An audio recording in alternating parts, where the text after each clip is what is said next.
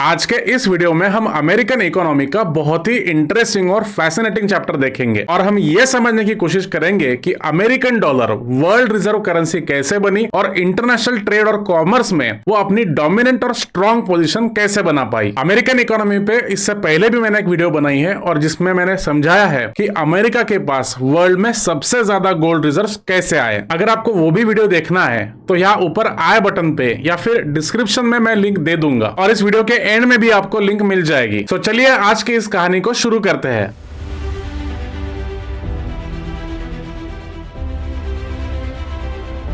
American dollar की इस journey को समझने के लिए सबसे पहले हमें यह देखना पड़ेगा कि फर्स्ट और सेकंड वर्ल्ड वॉर में अमेरिका का क्या रोल था। दोनों वर्ल्ड वॉर में जहां पूरी दुनिया वॉर में झुलस रही थी वहां अमेरिकन इकोनॉमी एकदम सेफ थी। दोनों वर्ल्ड वॉर्स के दौरान अमेरिकन इकोनॉमी ने वॉर मर्चेंट के तौर पर काम किया। दोनों वर्ल्ड वॉर्स में अमेरिका अलाइड पावर्स को आर्म्स एंड एम्यूनिशंस और वॉर इक्विपमेंट्स बेचता रहा। अमेरिकन एक्सपोर्ट्स जो 1913 तक 2.4 बिलियन डॉलर्स थे वो 1917 तक 6.2 बिलियन डॉलर्स हो चुके थे। अलाइड पावर्स जैसे कि ब्रिटेन, फ्रांस और Russia American cotton, wheat, brass, rubber, automobiles और मशीनरी के लिए झगड़ रहे थे। सेकेंड वर्ल्ड वॉर में भी अलाइड पावर्स का लगभग 2/3 मिलिट्री इक्विपमेंट अमेरिका ने प्रोवाइड किया था। सेकेंड वर्ल्ड वॉर के दौरान अमेरिका का ग्रॉस नेशनल प्रोडक्ट जो 1939 में 88 बिलियन डॉलर्स था वो 1944 तक 135 बिलियन डॉलर्स तक पहुंच गया। अमेरिका का टोटल वॉर रिलेटेड प्रोडक्शन जो पहले जीएनपी का 2% हुआ करता था वो 1943 तक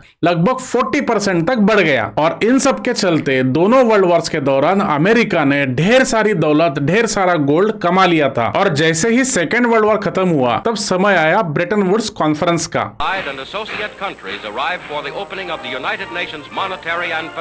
ब्रेटन वुड्स कॉन्फ्रेंस में वर्ल्ड बैंक और आईएमएफ इन दोनों की स्थापना हुई। ब्रेटन वुड्स सिस्टम के तहत वर्ल्ड इकोनॉमी में एक फिक्स्ड एक्सचेंज रेट सिस्टम को अपनाया गया जहां वर्ल्ड की सारी करेंसीज को पेग किया गया डॉलर के साथ और डॉलर की वैल्यू को अटैच किया गया गोल्ड के साथ। सबसे पहली बात तो वर्ल्ड बैंक और आईएमएफ में सबसे ज्यादा फंडिंग अमेरिका ने किया था। वर्ल्ड वॉर के बाद यूरोपियन कंट्रीज में डेवलपमेंट और रिकंस्ट्रक्शन के लिए वर्ल्ड बैंक लोन दे रहा था और वर्ल्ड में बाकी सारे कंट्रीज को बैलेंस ऑफ पेमेंट क्राइसिस में मदद कर रहा था आईएमएफ। इसके कारण वर्ल्ड की सारी कंट्रीज एक तरह से वर्ल्ड बैंक और आईएमएफ पे डिपेंडेंट बन गई और अमेरिकन इकोनॉमी और अमेरिकन डॉलर पे उन्हें विश्वास करना पड़ा क्योंकि अमेरिका उनकी मदद कर रहा था। और इस स्टेप से अमेरिकन डॉलर बन गई वर्ल्ड की सबसे बड़ी reserve currency. But American dollar सबसे स्ट्रॉन्ग और डोमिनेंट कैसे बना इसकी कहानी आगे है।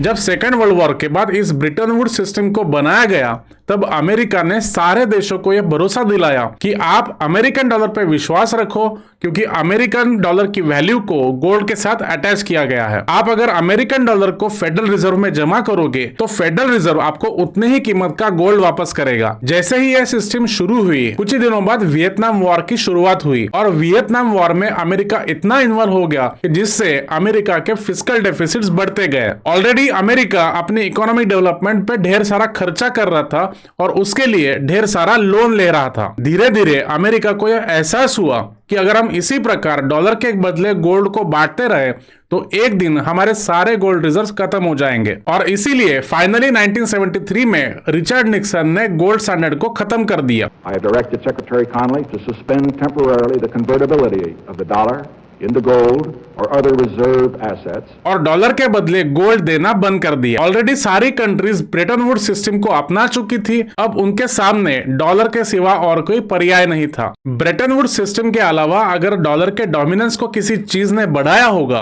तो वो थे मिडल ईस्ट के ऑयल रिजर्व्स।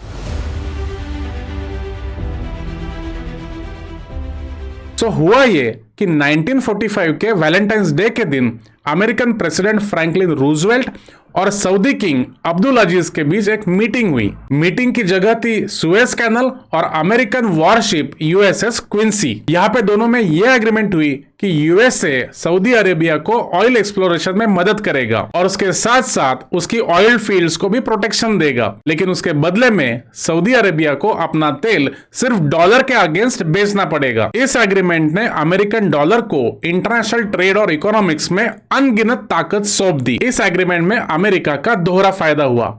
एक तो अमेरिका के लिए हमेशा के लिए चीप ऑयल सप्लाईज इंश्योर हो गए और इंटरनेशनल लेवल पे अमेरिकन डॉलर्स के एक्सेप्टेंस में जबरदस्त बढ़ोतरी हुई। इस एग्रीमेंट से वर्ल्ड इकोनॉमिक हिस्ट्री को अलग दिशा प्राप्त हुई और इसके साथ जन्म हुआ पेट्रो डॉलर्स का। कोई भी कंट्री अगर पेट्रोलियम को एक्सपोर्ट करती है और उसके अगेंस्ट जो भी डॉलर्स कमाती है उसे हम पेट्रो डॉलर्स कहते हैं। मिडिल ईस्टर्न कंट्रीज अपने ऑयल को एक्सपोर्ट करती रही और ढेर सारे पेट्रो डॉलर्स कमाती रही और इसके साथ ही शुरू हुआ पेट्रो डॉलर रिसाइकलिंग। जैसे जैसे मिडिल ईस्टर्न कंट्रीज के पास पेट्रो डॉलर्स इकट्ठा होते गए वो अपने डॉलर्स को अमेरिकन इकोनॉमी में इन्वेस्ट करने लगे और इसी को हम पेट्रो डॉलर रिसाइकलिंग कहते हैं। इन सारे स्टेप्स से अमेरिकन डॉलर की वर्ल्ड इकोनॉमी में डिमांड बढ़ती गई और उसका डोमिनेंस भी बढ़ता गया। अमेरिकन डॉलर की स्ट्रेंथ और सुप्रीमेसी के पीछे एक और रीजन है और वो है American treasury bonds.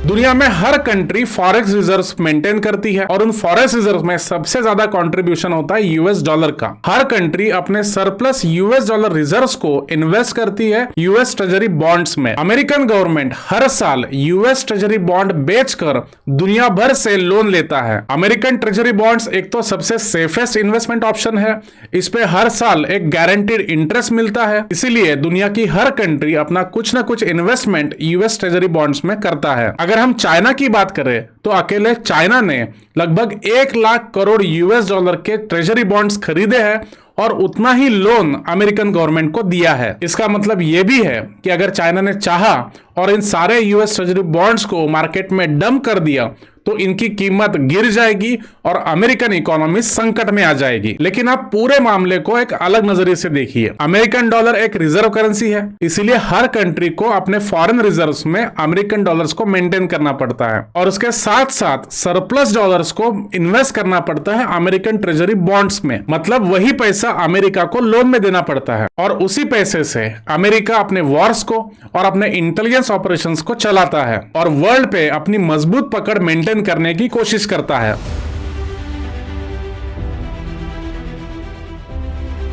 American dollars ने वर्ल्ड इकोनॉमी पे अपनी मजबूत पकड़ तो बना ली, लेकिन अब इसको मेंटेन कैसे किया जाए? अमेरिका अपनी स्ट्रॉन्ग और डोमिनेंट पोजीशन को मेंटेन करता है स्विफ्ट नेटवर्क से। अब यह स्विफ्ट नेटवर्क क्या है? इसका फुल फॉर्म है society for world wide interbank financial telecommunications और जो इंटरनेशनल लेवल पे सेफ फाइनेंशियल ट्रांजैक्शंस को सपोर्ट करता है। सिंपल भाषा में स्विफ्ट एक इंटरनेशनल मैसेजिंग सर्विस है जिसे इंटरनेशनल बैंकिंग सिस्टम यूज करती है और जिससे इंटरनेशनल ट्रांजैक्शंस को एग्जीक्यूट करती है। इसका मतलब यह है कि इंटरनेशनल लेवल पे किसी को भी इंटरनेशनल पेमेंट अगर करना है तो ये पूरा ट्रांजैक्शन स्विफ्ट नेटवर्क के मैसेजिंग सिस्टम से होता है और इस स्विफ्ट नेटवर्क के ऊपर कंट्रोल है अमेरिकन फेडरल रिजर्व का। अगर कोई भी कंट्री अमेरिकन पॉलिसीज के अगेंस्ट जाती है या अमेरिका का किसी प्रकार से विरोध करती है तो वह स्विफ्ट नेटवर्क के थ्रू उसके बैंकिंग ट्रांजैक्शंस पर रोक लगा सकता है और इस प्रकार अमेरिका वर्ल्ड में कई देशों के ऊपर ऐसे सैंक्शंस लगा चुका है, फॉर एग्जांपल रशिया,